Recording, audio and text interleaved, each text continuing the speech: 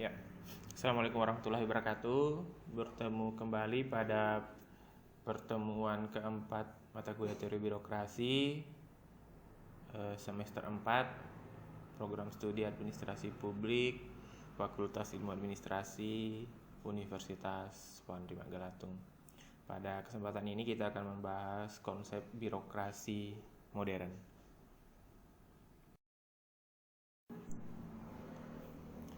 Di slide pertama membahas mengenai konsep birokrasi modern Albrow. Di sini ada beberapa istilah-istilah yang sering dipakai oleh Martin Albrow untuk menggambarkan birokrasi modern itu. Yang pertama adalah birokrasi adalah organisasi yang rasional, di mana dimaknai bahwa setiap aktivitas di dalam organisasi itu harus berdasarkan pertimbangan-pertimbangan rasional. Termasuk misalnya kalau ada rencana-rencana pemerintah, itu harus pertimbangan rasional. Saya lihat pemerintah saat ini cenderung, misalnya pemerintah daerah cenderung sama-sama ingin misalnya memajukan pariwisata. Padahal di daerahnya mungkin tidak ada potensi wisata, tapi karena melihat daerah lain yang berhasil, akhirnya mereka juga ingin mengembangkan pariwisata. Jadi hal-hal seperti ini yang dianggap pertimbangan-pertimbangan sebenarnya yang tidak rasional. Kemudian yang kedua, birokrasi menurut Albrow adalah seperangkat aturan. Ini jelas karena memang secara sederhana birokrasi dianggap kaku karena memang idealnya semua kegiatan-kegiatan dalam birokrasi itu berdasarkan aturan. Akan tetapi yang membuat masyarakat kecewa kadang aturan itu sendiri dilanggar oleh pejabat-pejabat birokrat itu, sehingga membuat masyarakat menjadi antipati. Kemudian birokrasi menurut Albrow juga dianggap sebagai organisasi yang tidak efisien. Hal ini masih terlihat sampai sekarang, mulai dari misalnya pelayanan yang tidak pasti, kemudian sampai masih banyak istilah-istilah yang sering kita dengar di birokrasi, misalnya di akhir tahun ada penghabisan anggaran, studi banding dan sebagainya. Itu yang dimaksud di dalam konsep Albrow ini sebagai organisasi yang tidak efisien. Kemudian birokrasi adalah administrasi publik. Ya, memang kadang kita tidak bisa membedakan apa sih perbedaan dari administrasi publik dengan birokrasi ini. Albrow pun juga menganggap bahwa birokrasi disamaartikan saja dengan administrasi publik, di mana karena sama-sama merupakan sebuah sistem atau proses pengelolaan sumber daya untuk dimanfaatkan dengan tujuan memuaskan masyarakat. Jadi sama-sama saja tujuan utama birokrasi dan administrasi adalah memuaskan masyarakat atau ada tujuan yang ingin dicapai. Kemudian juga bisa dibedakan antara birokrasi menurut Albrow ini adalah birokrasi adalah unsur pelaksana dari administrasi publik. Jadi birokrasi bisa dianggap bagian dari administrasi. Kemudian birokrasi adalah administrasi administrasi B ofisial atau administrasi yang dilaksanakan pegawai. Jadi dalam hal ini pemahamannya birokrasi dilaksanakan oleh para pegawai. Makanya sebenarnya istilah birokrat ini bisa dipakai, di pertemuan sebelumnya kita bahas, bisa dipakai untuk menggambarkan pegawai swasta ataupun pegawai pemerintah dengan beberapa persyaratan. Jadi konsep birokrasi modern ini dilaksanakan oleh pegawai. Kemudian birokrasi adalah organisasi, sama lagi dengan pertemuan sebelumnya yang kita bahas bahwa memang biro ini adalah organisasi atau bagian-bagian kecil di dalam organisasi atau sub-sub bagian di dalam organisasi. Kemudian sub-sub bagian ini mempunyai peran masing-masing, mempunyai fungsi masing-masing yang dimana saling mendukung untuk mencapai tujuan organisasi yang skalanya lebih besar. Dan yang selanjutnya adalah menurut Albrow, birokrasi adalah ciri masyarakat modern. Ya, kembali lagi mengenai image birokrasi sebagai sebuah kekakuan bagi masyarakat awam. Ternyata memang idealnya masyarakat modern ini harus memiliki aturan-aturan, tapi aturan ini tidak dianggap sebagai penghalang pencapaian tujuan masyarakat secara umum.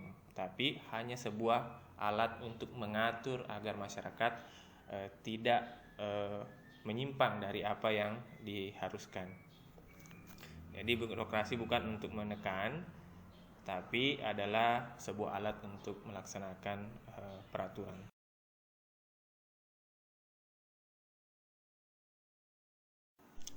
Jadi di slide ini, slide kedua mengenai sulitnya beradaptasi pada birokrasi modern.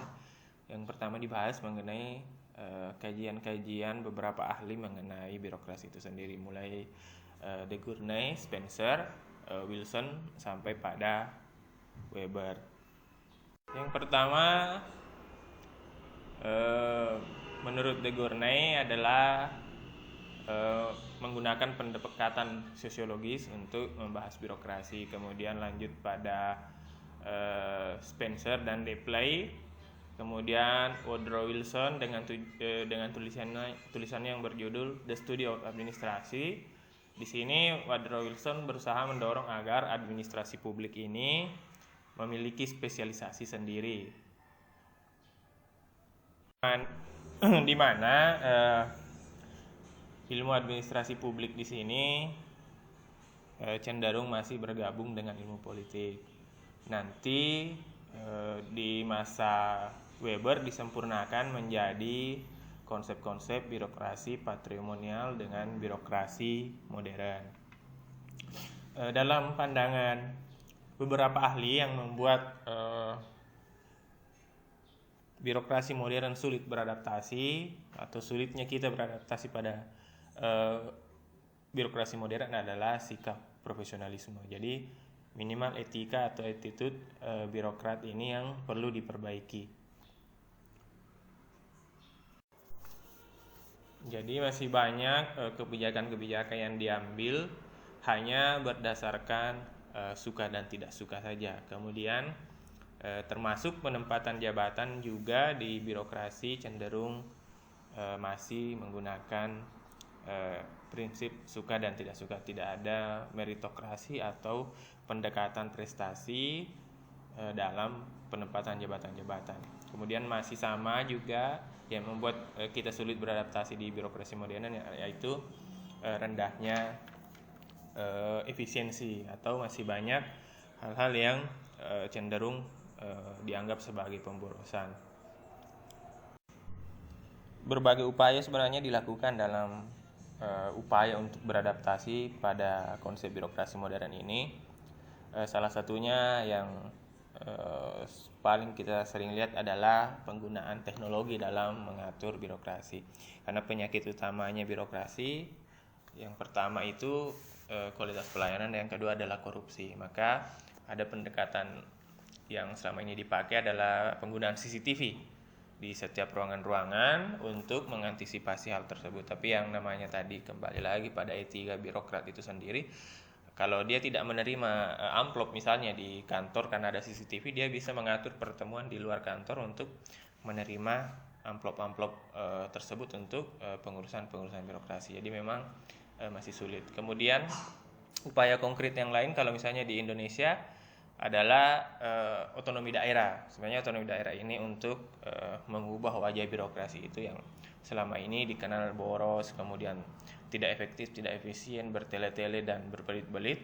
Maka dibuatlah otonomi daerah, tapi tetap saja selalu ada masalah. Makanya ahli-ahli seperti De Gournay, Spencer, Wilson dan Weber ini menyebutkan bahwa masalah utamanya adalah attitude atau etika birokrat itu sendiri. Karena setelah dibuat lagi sistem otonomi daerah untuk lebih mendekatkan pemerintah dengan masyarakat, ternyata tetap saja dipakai orang-orang yang tidak bertanggung jawab untuk istilahnya mengatur kepentingan pribadinya atas nama kepentingan rakyat. Seperti yang sering saya jadikan contoh, misalnya dia seorang pejabat birokrat menggebu-gebu misalnya ingin membangun sebuah kampung, membangun jalan, merintis jalan di sebuah daerah dengan alasan ini untuk kepentingan masyarakat. Ternyata dia punya misalnya beberapa hektar lahan di lokasi tersebut. Akhirnya dia buatkan jalan atas nama rakyat, sebenarnya kepentingan pribadinya lah yang sebenarnya mereka dahulukan, tapi atas nama kepentingan rakyat. tiba-tiba ingin memindahkan pasar ke sebuah daerah, ternyata punya usut dia sudah beli tanah di sana untuk lokasi pasar tersebut. Jadi hal-hal seperti ini yang masih banyak terjadi di birokrat kita.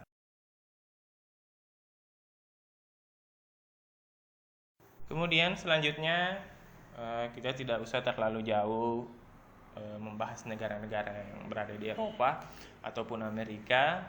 Sebenarnya kita berkaca saja pada pengelolaan birokrasi di Singapura. Sebenarnya Singapura hanya sebuah negara kecil yang berada di Asia Tenggara, negara tetangga dengan beberapa kelebihan-kelebihan yang mereka miliki. Yang pertama, lokasi strategis. Kemudian yang kedua, negara tersebut memang sangat bebas korupsi. Kemudian angkatan kerjanya yang terampil. Kemudian sangat pro investasi, akan tetapi dia orientasinya ekspor. Kemudian pendapatan per kapitanya tinggi dan citra birokrasinya dianggap mengalahkan swasta. Jadi sebenarnya kalau beberapa kelebihan Singapura ini juga sebenarnya sudah dimiliki Indonesia. Misalnya lokasi, kita juga sangat strategis, berada di garis khatulistiwa. Kemudian bebas korupsi memang masih agak di bawah standar. Kemudian angkatan kerja yang terampil, saya rasa cukup terampil orang-orang Indonesia dalam angkatan kerjanya. Kemudian pro investasi juga, Indonesia saat ini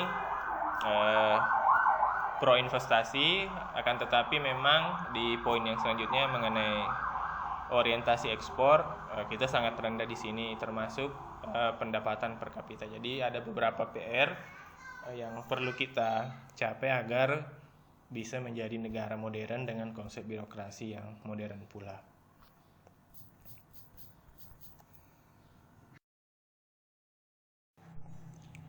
Kemudian di slide ini kembali lagi kita masih membahas bagaimana birokrasi Singapura yang dianggap sangat baik. Di sini birokrasi Singapura sangat aktif mengembangkan ekonomi. Jadi proaktif pemerintah di dalam pengembangan ekonomi itu sangat tinggi di Singapura. Ya mungkin tidak bisa sebenarnya dibandingkan secara apple to apple dengan Indonesia, karena memang Indonesia sangat luas dengan jumlah penduduk yang banyak, dengan bentuk negara yang kepulauan. Tapi tidak apa-apa kita belajar bagaimana sih konsep pengembangan ekonomi, bagaimana sih campur tangan pemerintah Singapura di dalam mengembangkan ekonomi di sana. Ya, paling tidak ada beberapa hal yang membuat ekonomi Singapura bisa sangat kuat seperti sekarang ini, bahkan dianggap yang nomor 3 terkuat di dunia. Beberapa hal yang mereka sangat dukung adalah misalnya Singapura itu adalah pusat perdagangan bebas, kemudian pajak di sana sangat rendah, perizinan yang mudah, termasuk juga lokasi yang strategis, dan yang paling mendukung adalah pemerintahan mereka yang sangat bersih, bebas dari korupsi. Kemudian untuk usaha-usaha baru seperti misalnya yang baru berjalan 1 tahun, mereka dibebas pajakkan hingga senilai 200%. Kemudian bahkan jika dia menghabiskan modal sampai 11.000 dolar Singapura untuk mendukung bisnisnya, mereka bisa digantikan oleh pemerintah setengahnya atau sekitar 6.000 dolar Singapura, dengan syarat dia memiliki karyawan orang asli Singapura. Jadi memang dukungan pemerintah dalam peningkatan ekonomi di Singapura ini sangat baik.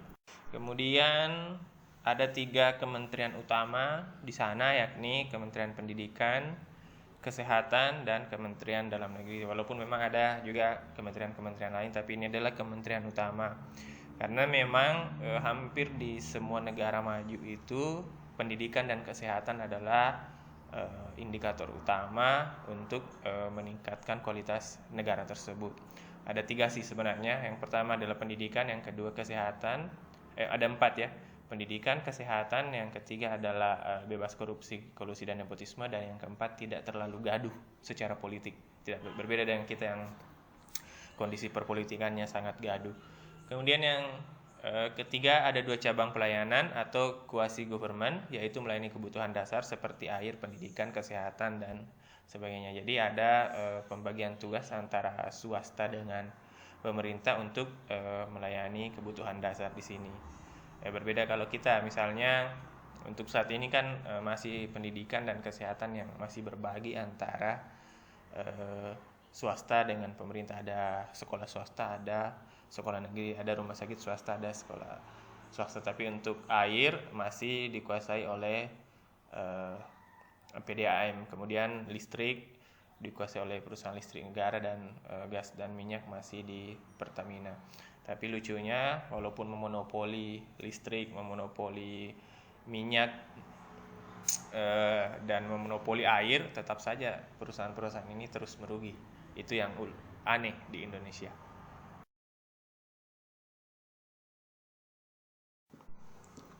Ya, di slide selanjutnya mengenai 10 best practice kebudayaan di Singapura atau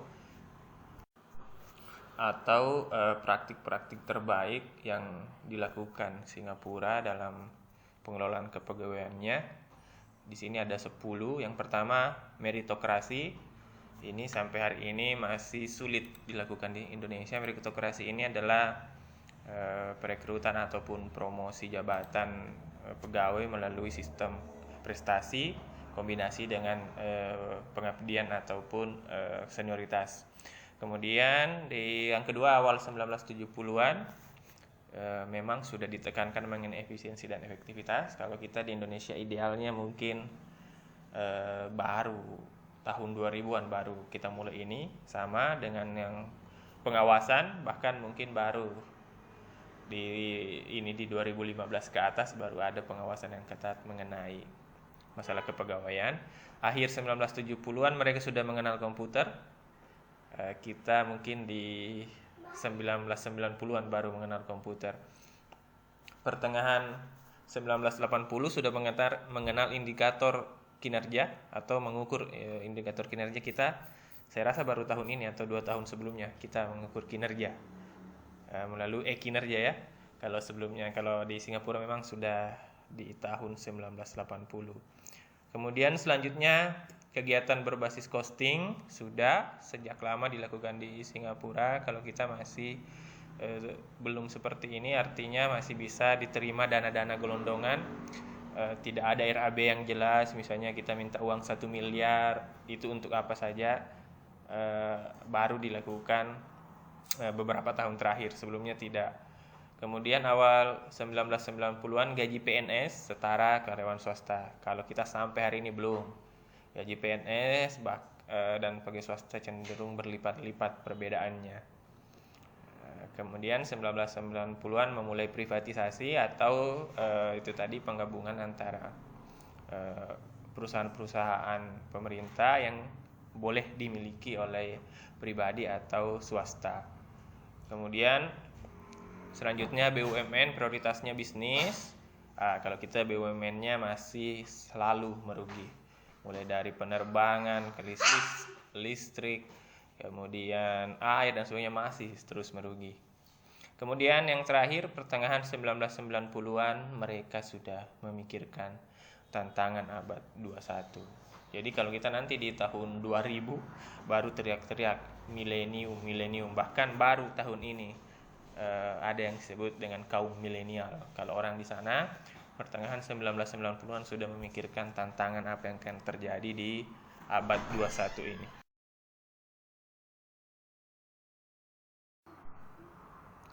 Kemudian sistem kepegawaian Singapura yang selanjutnya, tidak semua pegawai negeri di sana disebut sebagai PNS.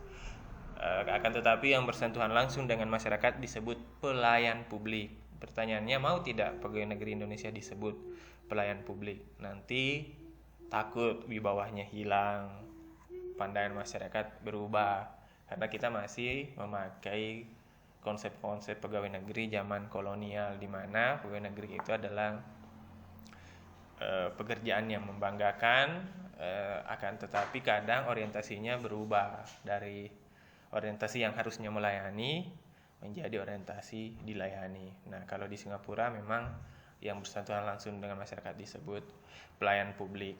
Di Amerika juga seperti itu, namanya civil servant, pelayan publik. Kemudian pegawai-pegawai negeri di sana di Singapura memiliki integritas, dapat dipercaya, jujur dan etos kerjanya sangat tinggi. Kemudian orientasinya yang kedua adalah pelayanan, dan yang ketiga adalah keunggulan. Jadi memang disuntikkan persaingan atau kompetisi antar pegawai negeri agar jiwa kompetisinya, jiwa pemenangnya muncul sehingga dapat memberikan yang terbaik bagi pelayanan masyarakat. Yang selanjutnya adalah pengalaman kerja menjadi syarat mutlak. Jadi ya sulit sekali menjadi pegawai negeri di sana kalau kita tidak punya pengalaman kerja. Misalnya baru selesai kuliah tiba-tiba mendaftar, kemudian kalau tidak ada pengalaman kerja itu sangat sulit diterima.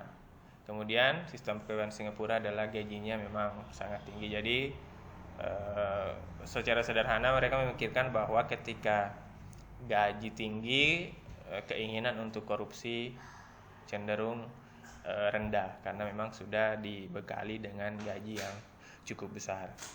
Jadi ini sistem pegawai Singapura yang bisa dipelajari. Di terakhir mengenai sistem penggajian, ini sebenarnya data lama, sudah 5-10 tahun yang lalu, tapi ini sudah sangat besar. Untuk misalnya posisi eksekutif manajer itu dengan pendidikan S1 atau S2 universitas ya, itu gajinya sudah 1.700 atau 1.700 sampai 2.400 dolar. Kalau kurs sekarang 15.000, sekitar 25 jutaan.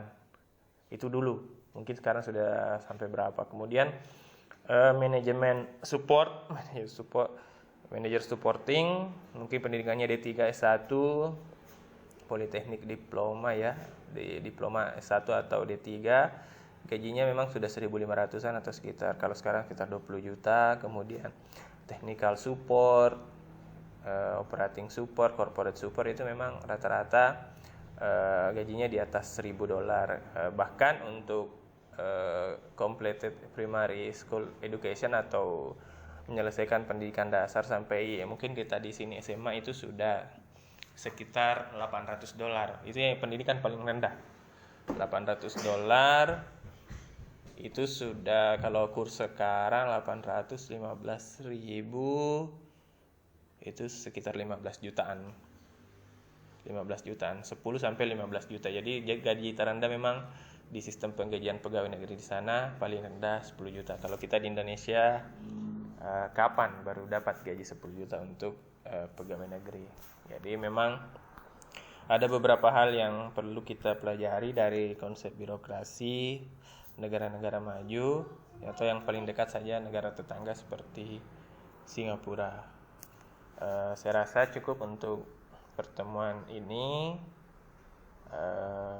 Terima kasih dan assalamualaikum. Sampai jumpa di slide selanjutnya atau pertemuan selanjutnya.